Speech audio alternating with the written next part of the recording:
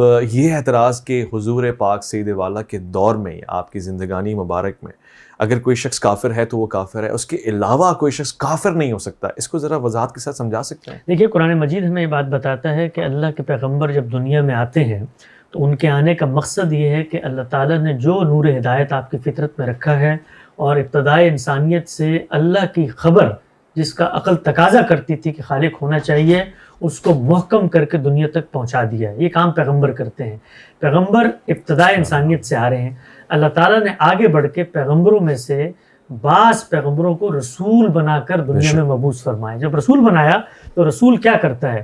رسول دنیا میں آ کر حجت کو تمام کرتا ہے۔ اس کو سورہ یونس میں بیان کیا، وَلِكُلِّ أُمَّةٍ رَسُولٌ فَإِذَا جَاءَ رَسُولُهُمْ قُضِيَ بَيْنَهُم بِالْقِسْطِ وَهُمْ لَا يُظْلَمُونَ۔ اس کو قرآن مجید نے بیان کیا کہ رسول یہ کام کیوں کرتا ہے؟ اس لیے کہ لِأَلَّا يَكُونَ عَلَى النَّاسِ لِلَّهِ حُجَّةً بَعْدَ الرَّسُولِ، رسول کو بھیجنے کے بعد حجت تمام ہو جائے۔ جب حجت تمام ہو جاتی ہے تو اس کے بعد اللہ کہتا ہے عذاب آتا ہے، وہی عذاب جو میں نے آخرت میں دکھانا تھا، اس کا ایک ریپلیکا، اس کا ایک ٹریلر دنیا کے پردے پر میں رسول کی موجودگی میں دکھاتا ہوں، اور خود پیغمبر کو فرمایا یعذبہم اللہ بایدیکم، تمہارے ہاتھوں پر سے ان پر عذاب آئے گا۔ اور یہ بھی بتایا کہ یہ کچھ تمہارے ساتھ پہلی دفعہ نہیں ہو رہا، کفارکم خیر من اولئکم، جو تمہارے جو مخالفین ہیں یہ پچھلے والوں سے بہتر ہیں، ام لکم براۃ فی الزبر، ان کے لیے کوئی ہم نے امیونٹی استثناء رکھ دیا گیا ہے۔ تو یہ رسول ہوتا ہے، اتمام حجت کرتا ہے، کنکلوسیو آرگومنٹ دیتا ہے، اور اس کی موجودگی میں جو حق سے انکار کرتا ہے اس کے پاس کوئی عذر باقی نہیں رہتا۔ ان کے بارے میں پھر قرآن مجید نے بتایا ہے جو یہ کام کرتے ہیں کچھ حکم مترتب ہوتے ہیں رسول کی زندگی میں۔ وہ حکم کیا ہے؟ فَاقْتُلُوا الْمُشْرِكِينَ حَيْثُ وَجَدْتُمُوهُمْ، یہ جہاں نظر آئیں، چوہے کے بلوں میں گھسے ہوئے ہوں تو ان کو وہاں سے نکال کے مار دو۔ حَيْثُ وَجَدْتُمُوهُمْ، جہاں پاؤ، خُذُوهُ وَاحْصُرُوهُ وَاقْعُدُوا لَهُمْ كُلَّ مَرْصَدٍ، یہ رہ نہیں سکتے زمین کے پیٹ کے اوپر اب زندہ۔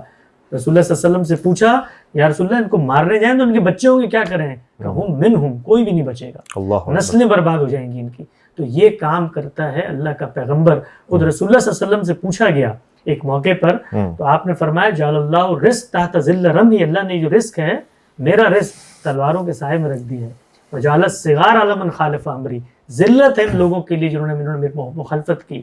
من تشبہ بقوم فہو منہم، ان میں سے ہو گئے تو انہی کے ساتھ مرو گے، وحشر معہم، یہ کام رسول کرتا ہے۔ اب کافر کیا چیز ہے؟ کافر اس کو کہا جاتا ہے جو جانتے بوجھتے حق کا انکار کرے۔ فیصلہ کون کرتا ہے؟ پیغمبر کرتا ہے۔ کیسے کرتا ہے؟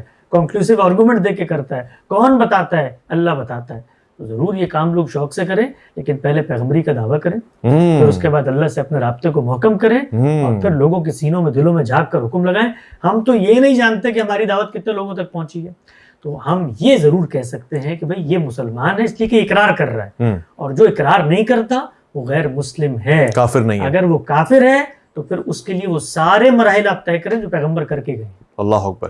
یعنی اس کو آسان کر کے میں سمجھ رہا ہوں، ایک تو اس کا اچھا پہلو ہے کہ تکفیر سے لوگ باز آ جائیں گے، مگر جو دوسرا پہلو ہے وہ یہ ہے کہ آج ہم کوئی بھی کسی کو بھی گویا وہ تکفیر کر رہا ہو وحد اللہ شریک کی، رسالت مآب کی، ہم اس کو کافر نہیں کہہ سکتے۔ ایسا ہی ہے؟ بالکل ایسے ہی۔ خوب، یعنی آج کے دور میں سورہ کافرون کسی سے مخاطب نہیں ہے؟ نہیں، سورہ کافرون مجھے بتا رہی ہے اس پیغمبر کے بارے میں جس پیغمبر پر میں نے قیامت تک ایمان لانا ہے، بتا رہی ہے کہ جب وہ آئے تھے اس کے مخاطبین کے ساتھ اللہ نے کیا زمین پہ قضیہ کیا، بتا رہی ہے اس کی صداقت کی دلالت اور علامت کے طور پہ کہ جاؤ جا کے مکے کی اس سرزمین میں دیکھو جو شرک کا عالمی اڈا تھا، اللہ نے اس کو توحید کا مرکز بنا دیا۔ سورہ کافرون میرے ایمان کو روز تازہ کر رہی ہے اور بتا رہی ہے کہ اللہ تعالیٰ نے جس طریقے سے دنیا میں انکار کرنے والوں کے ساتھ یہ کیا، تم بھی اگر انکار کرو گے تو آخرت کے اندر تم بھی اس طرح نشان عبرت بن جاؤ۔